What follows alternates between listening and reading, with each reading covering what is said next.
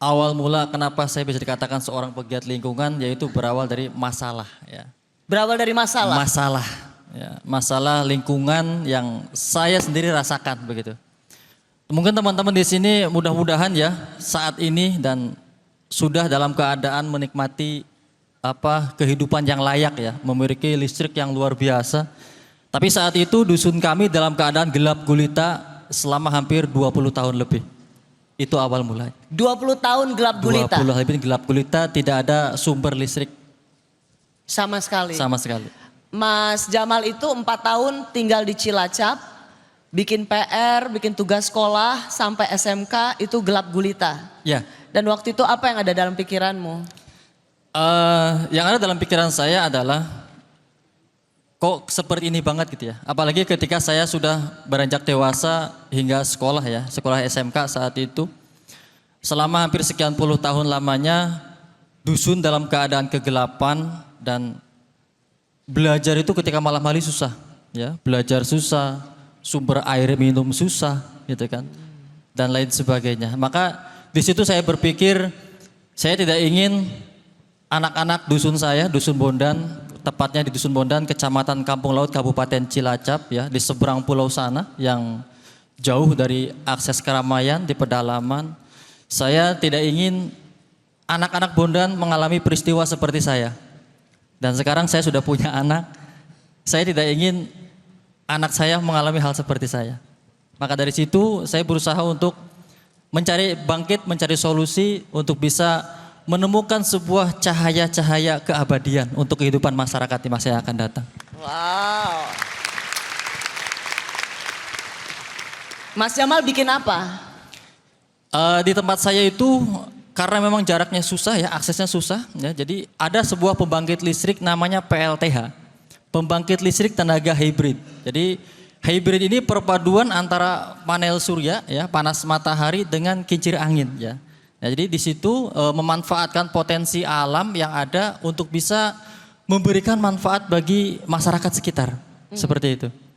Oh, jadi supaya desa Bondannya ini bisa punya listrik, jadi kamu memadukan antara tenaga matahari dan angin. Kincir angin, betul. Oke. Kan nggak hanya di desa desa apa sorry Bondan Dusun ya. Bondan. Dusun Bondan itu kan nggak hanya gelap gulita, susah air ya.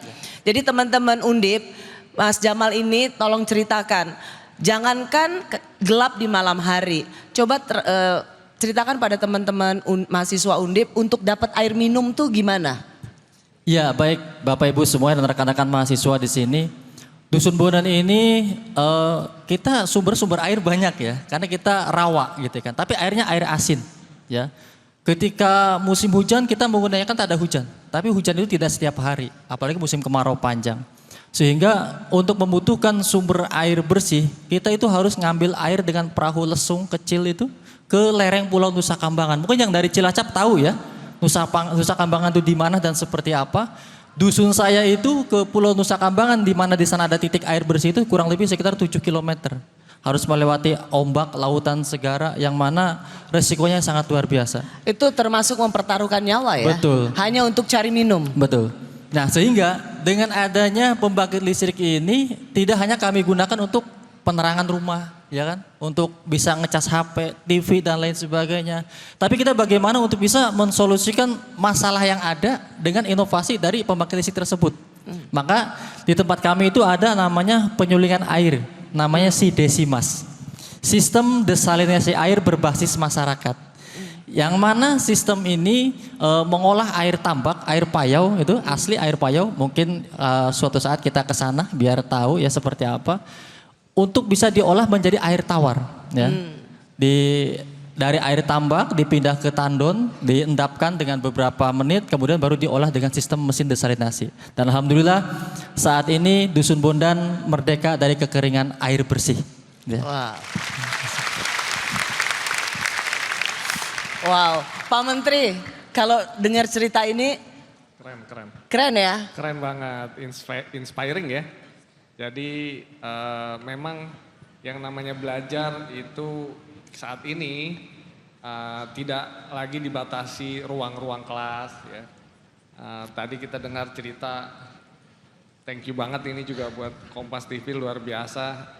Hal-hal seperti ini saya rasa perlu terus diperbanyak ya Mbak Rosi, supaya orang-orang kita, adik-adik kita, terutama mahasiswa itu bisa melihat bahwa keterbatasan, permasalahan itu justru menjadi sumber kemajuan.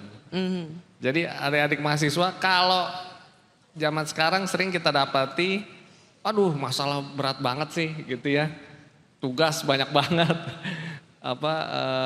uang bulanan terlambat gitu. Jadi keterbatasan-keterbatasan yang ada itu justru kalau kita belajar dari 3 orang inovator tadi, itu karena keterbatasan lah mereka memiliki atau bisa membuat kemajuan. Ya, senang Ini yang tadi penting. dengar salah satu apa yang dikatakan oleh Raim. Karena kegelisahan, dan gelisah itu bukan hanya karena ngelihat diri sendiri ya, tapi ngelihat sekitar. Bagaimana kita melihat di sekitar kita dan kita ingin menjadi bagian dari kemajuan komunitas kita. Kan jarak antara masalah dan solusi itu peluang usaha, ekonomi di dalamnya. Biasanya keresahan-keresahan siapa yang rajin resah, kan mahasiswa rajin didoktrin sama abang-abang sama dosen kita kayak mahasiswa harus kritis. Itu dia kritis tadi tuh. Rajin resah, kritis saja.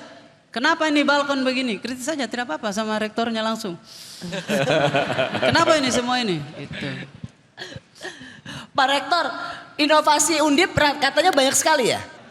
Jadi tahun ini kita di DS 68, Mbak Rosi, kita kemarin display 35 inovasi 2025 Undip. Kami terima kasih Pak Menteri juga ikut menyaksikan bentuk-bentuknya apa. Tapi poinnya sama dengan yang dibilang oleh Mas Raim ya, keresahan.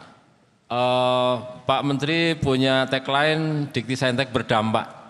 Alhamdulillah kita tanggal 29 April 2024, kali pertama saya dilantik jadi rektor, tagline-nya langsung itu, bermartabat, bermanfaat itu.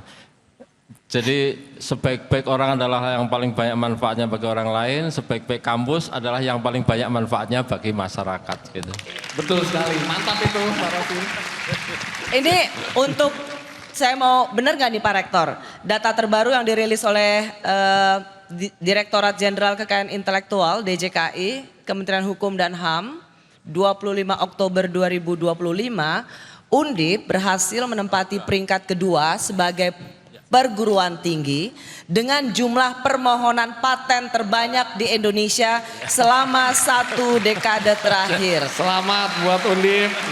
Terima kasih Pak Totalnya Menteri. 1165 permohonan. Betul. Paten kali. Betul Mbak Rosi.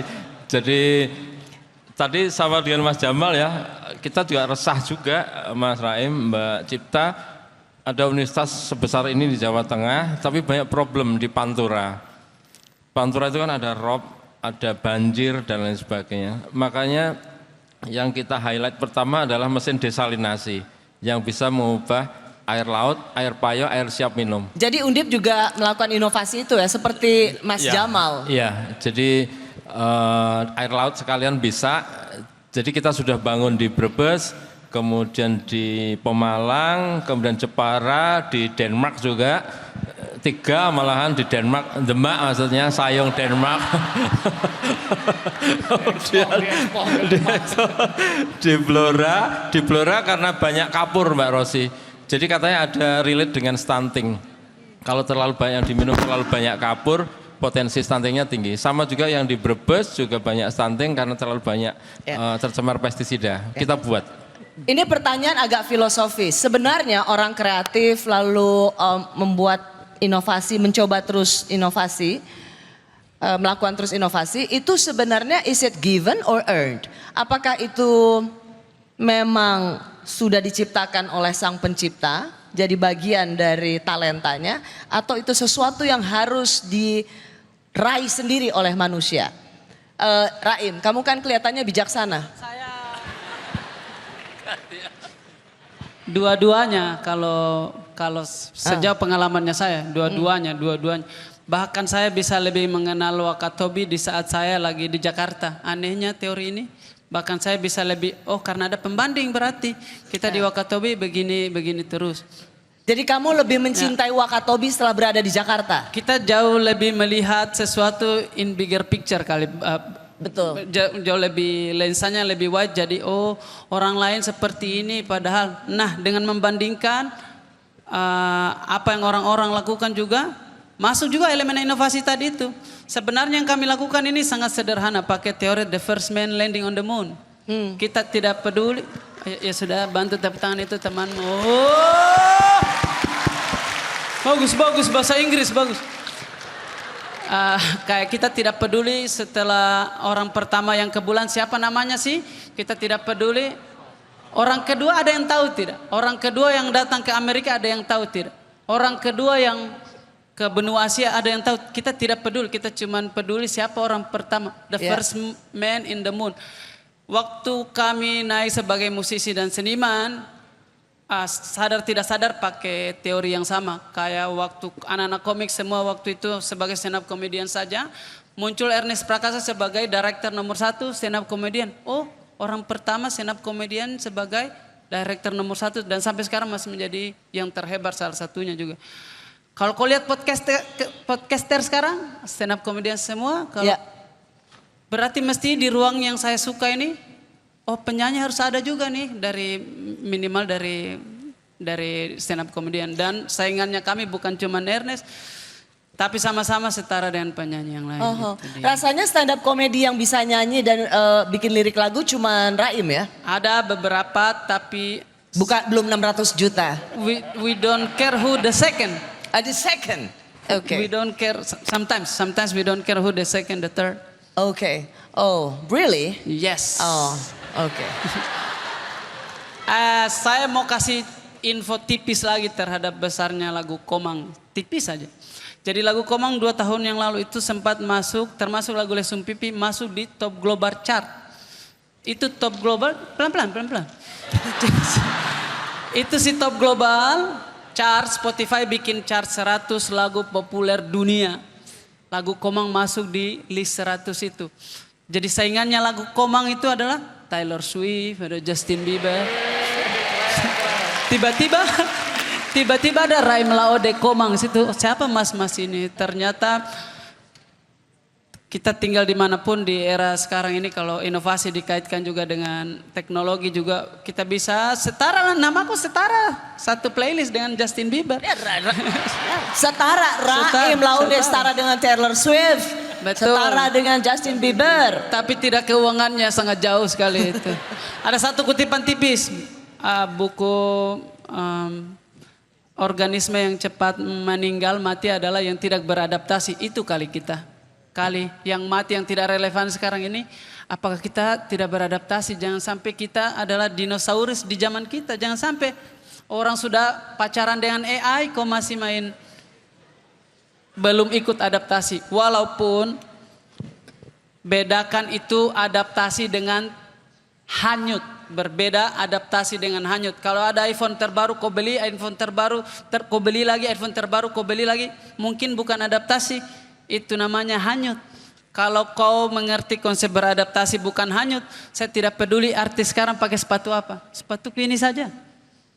Saya tidak peduli artis lain pakai baju apa, saya baju yang ini saja. Kalau pakaian dan baju masih kamu gunakan untuk menambah value-mu, berarti harga dirimu lebih mahal daripada pakaian. Boleh. Jadi moral ceritanya Raim ini ingin mengatakan bahwa teman-teman jangan mudah hanyut atau terharu atau ingin ikut-ikutan hanya ngelihat dari story sosial media orang lain yang flexing naik mobil mahal, unboxing apa gitu. Enggak gitu, beradaptasi itu bukan dengan mengejar materi-materi seperti itu. Ya kan? Terlebih sekarang kelas-kelas personal branding ini kita ditipu sebenarnya, kelas-kelas personal branding kita. Oh kamu sebagai individu harus bagus personal brandingmu. Padahal personal branding kelasnya mulai dari personalnya dulu, baru brandingannya. Banyak yang lagi menjabat sekarang brandingannya lebih tinggi daripada personalnya. Ketahuan bodohnya, ketahuan bohongnya, ketahuan. Kalau brandingan butuh budget. Brandingan butuh budget, baliho, iklan di TV, influencer, tapi personal, temannya apa? Baca buku itu. Baca buku temanmu itu. Perbaiki literasimu, 5 tahun ke depan kau jadi storyteller terhebat.